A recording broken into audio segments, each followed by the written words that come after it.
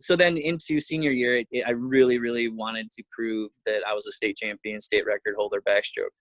I went a 49.0, and that was back with the, the tall stand-up starts. And I wanted to be under 40, 49, but I was happy with it. I love being underwater. I was a 22.6 my junior year in the relay, 23 low. So I was pretty happy that I could have made states in the 50 free with the backstrokes, split. So I love backstroke, to this day, at Masters, I think it's one of the hardest long strokes to do. I'd much rather swim butterfly nowadays than backstroke.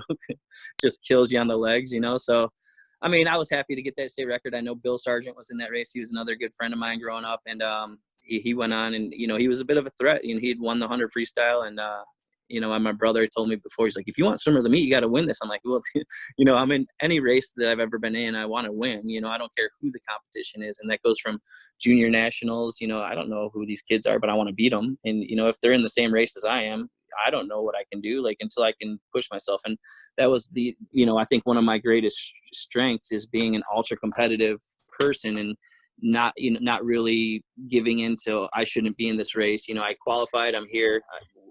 Let's see what you can do. And I think I just watched a seminar with Jeremy Linn, who is an idol of mine at Tennessee, and a good friend of mine at Tennessee, and he's a great coach and out Nation's Capital. And that's exactly what he said. And it summed it all up: is any race you're in, no matter what the meet, you're at that meet, you have the opportunity to do wonders. You're not there to spectate, you want to win. And I think that's a huge difference in athletes back in my day than, the softer generation now. And although these kids are super fast, you don't see it on a broader level, the ultra competitiveness to be the best, to work at it, and to that killer attitude.